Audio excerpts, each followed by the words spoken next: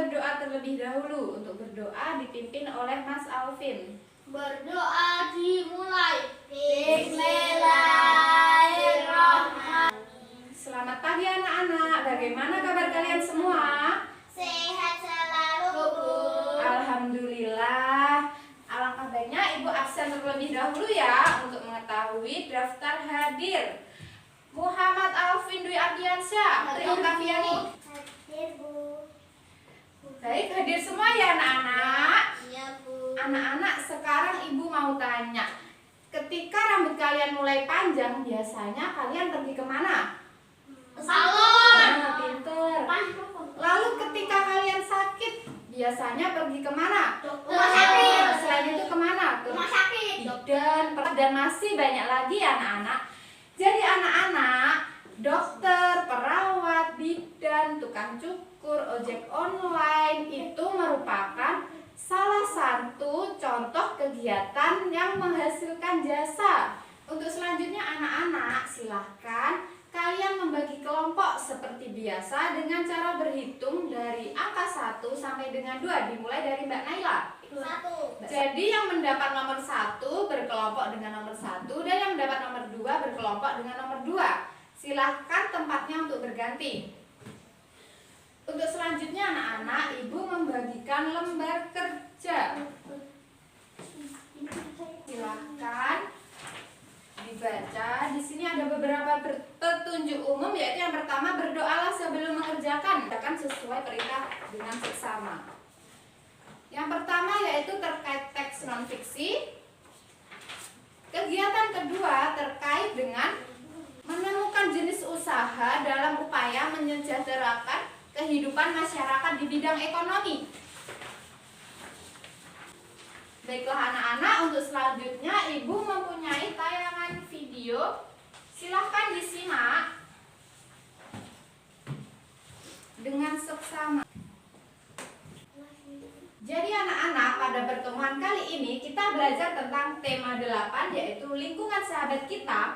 Subtema 2 yaitu perubahan lingkungan. Pembelajaran 1 yang pertama, kita belajar tentang kegiatan ekonomi yang menyejahterakan masyarakat Indonesia. Apakah ada yang tahu apa itu kegiatan ekonomi? Jadi kegiatan ekonomi merupakan suatu kegiatan yang menghasilkan barang atau jasa. Pada kali ini kita akan berfokus pada kegiatan yang menghasilkan jasa. Kegiatan yang menghasilkan jasa merupakan kegiatan perekonomian masyarakat yang tidak menghasilkan barang, melainkan memberikan pelayanan kepada konsumen atau masyarakat yang sesuai dengan bidang keahliannya. Contoh dari kegiatan jasa yaitu seperti ini ya anak-anak. Yang pertama, apa ini? Dokter, perawat, Terus? apotek, Lalu? pengacara, jaksa, hakim, Lalu? guru, dosen, polisi, ojek online, masinis, pilot. Jadi anak-anak, dari contoh ini dapat dikatakan kegiatan jasa karena karena pada kegiatan ini seperti guru, masinis, pilot, penulis buku, hakim, dan juga pengacara memberikan pelayanan kepada kita yang sesuai dengan bidang keahliannya. Yang kedua yaitu terkait teks non-fiksi. Apa ada yang tahu apa itu teks non-fiksi? Tidak, Bu. Silahkan dibuka LKPD-nya halaman pertama.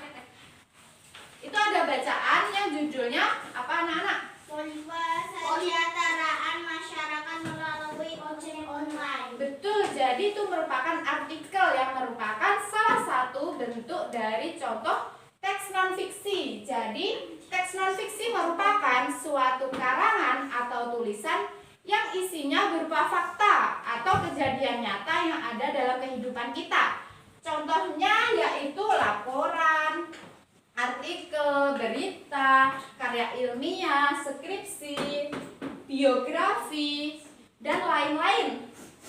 Dalam teks non-fiksi ini ada beberapa alur atau tahapan. Jadi pada kali ini kita mencari urutan peristiwa atau biasa disebut dengan alur pada teks non-fiksi. Bagaimana cara mencarinya? Yang pertama yaitu kita harus membaca cerita yang ada pada teks non-fiksi. Ayo diperhatikan ke depan dulu ya anak-anak. Yang kedua yaitu tentukan hal-hal penting. Hal-hal penting yang sesuai dengan urutan pada cerita ini. Yang ketiga yaitu urutkan sesuai jalannya cerita. Dan yang keempat, tuliskan urutan cerita tersebut pada halaman yang kosong sehingga akan memudahkan kalian tentang apa saja sih alur atau urutan peristiwa dalam teks non-fiksi. Terus selanjutnya Ibu akan membagikan sebuah nomor. Dan Mas Rizky, silahkan kalian mengerjakan penugasan pada LKPD secara berkelompok. Tadi sesuai kelompoknya Mas Alvin dengan Mbak Naila dan Mas Rizky dengan Mbak Sabrina. Silahkan.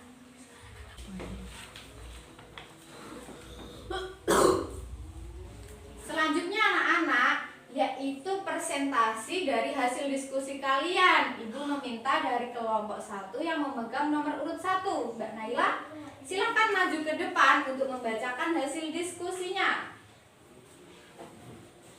Silakan Mbak Naila. Saya akan membacakan hasil diskusi. Yang lain diperhatikan ya. 1. Baiklah anak-anak, dari presentasi Mbak Naila, apakah dari kelompok lainnya ada tanggapan? Ya Mbak Sabrina, silakan dibacakan ya pertanyaannya. Kenapa nelayan tidak termasuk kegiatan usaha jasa? Baik, dari kelompok Mbak Naila silakan membacakan ya jawabannya.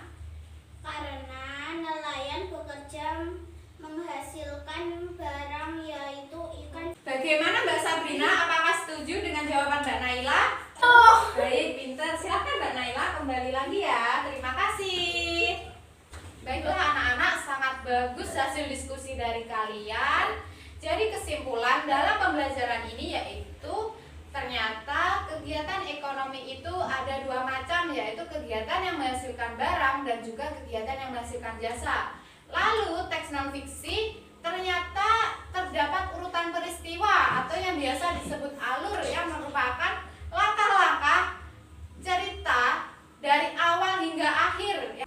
Terus selanjutnya Ibu mempunyai beberapa refleksi kepada kalian ya anak-anak.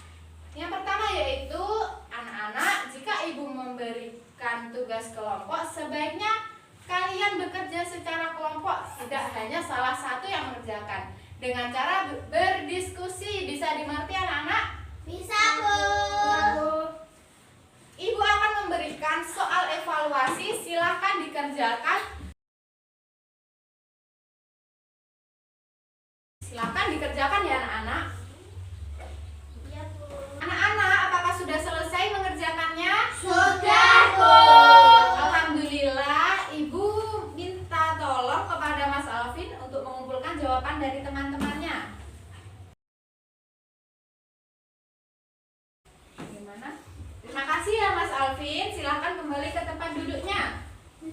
Baiklah anak-anak, karena pembelajaran pada pagi hari ini sudah berakhir, Ibu mohon kalian mempelajari materi ini secara mandiri agar kalian lebih paham lagi ya. Jika ada yang ditanyakan, bisa ditanyakan pada pertemuan berikutnya. Baiklah, sebelum pelajaran ini berakhir, silakan Mas Rizky untuk memimpin doa terlebih dahulu. Silakan Mas Rizky. Berdoa sesudah belajar. Bismillahirrahmanirrahim. Sekian dari Ibu, tetap semangat belajar.